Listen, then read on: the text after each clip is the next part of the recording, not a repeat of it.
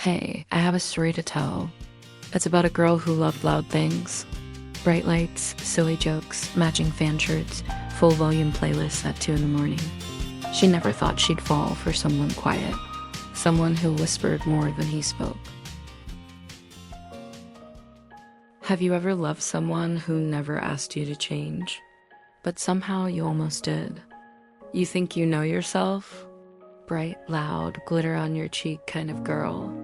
The kind who walks in like a firework, no apologies. Then someone arrives like a quiet song, and suddenly you start turning the volume down, not because they asked, but because part of you wanted to be heard by them. I didn't mean to, but love.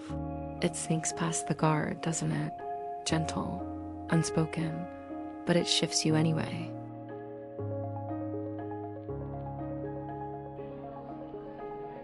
That night, I thought it was just a concert.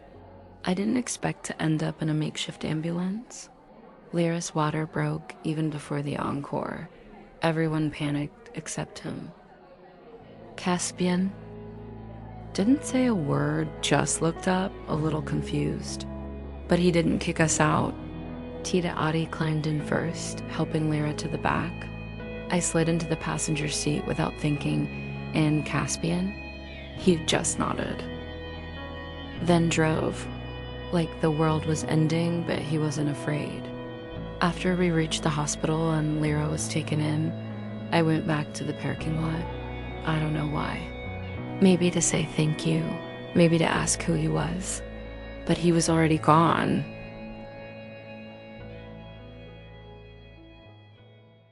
Turns out, we're in the same university. Same elite circle, even. But if I'm a sparkler on New Year's Eve, Caspian is a candle flickering in a quiet room. He soft steps in the hallway, while I'm squeaky shoes and jingling keychains. He blends in with stone walls and gray sweaters. I show up in glitter and fan merch and way too many bracelets. Entirely different from me. And yet, like a magnet, I kept getting pulled in. We were opposites in every way, but there was something about that contrast. Like standing near someone who made silence feel safe, not empty. And then I found it. The thing that bridged the gap between my noise and his quiet. Cinco, of all things. The fandom I wore on my chest, on my bags, in every conversation, he hid it in playlists named Study Vibes. And half smiles when Lumen played during breaks. In that one paper he wrote where he quoted it and thought I wouldn't catch it. Please. He never said it out loud. But the way he looked during that fan meet we stumbled into together, like someone finding home in a crowd, that's when I knew. He liked them too. He just liked them softly, like everything else about him. And I think that's when it started, not with a bang, but with gravity. It started with small things. Snacking French fries under the mango tree, shared umbrellas, glances across noisy rooms. He never said much, but I noticed how he looked at people when they weren't looking back. Like he was always watching the world from just outside the frame. And then, one weekend, I brought him to a fandom meeting. My world, my turf, color, chaos, chants, and cheers. He didn't complain, didn't flinch.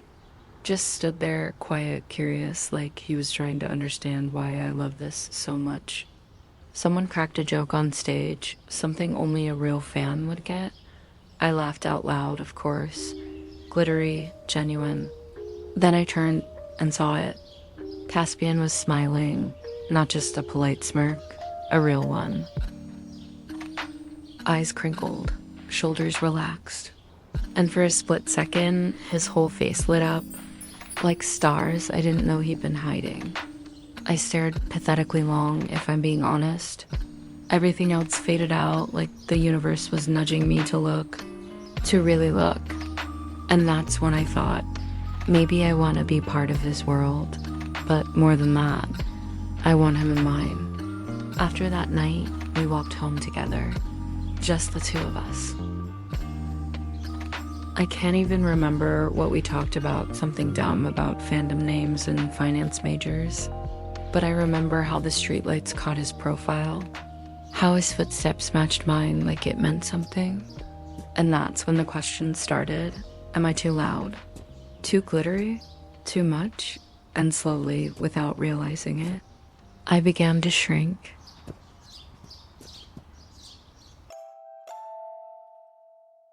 It was just another night for me and Lyra. Popcorn, a Cinco playlist, Bao Bao sleeping like a swaddled lumpia. Then he came. No text, no knock. He just showed up.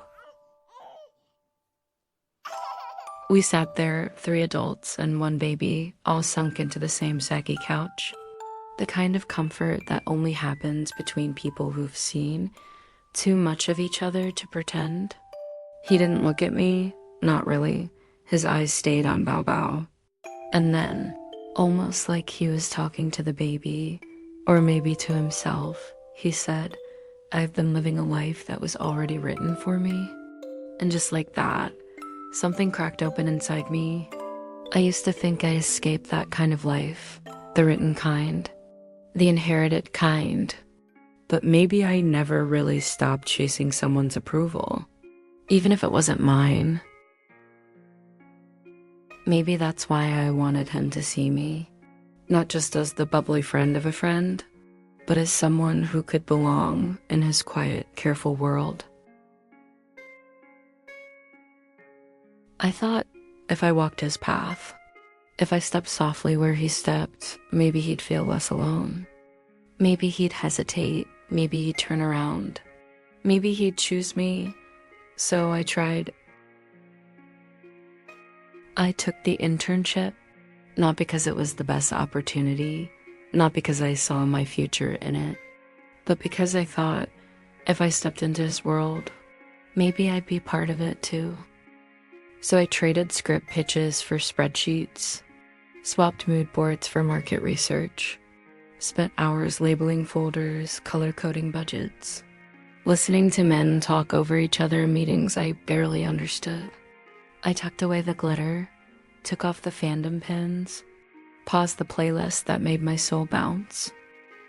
I muted my colors, softened my laugh, learned how to take up less space, told myself it was just for now.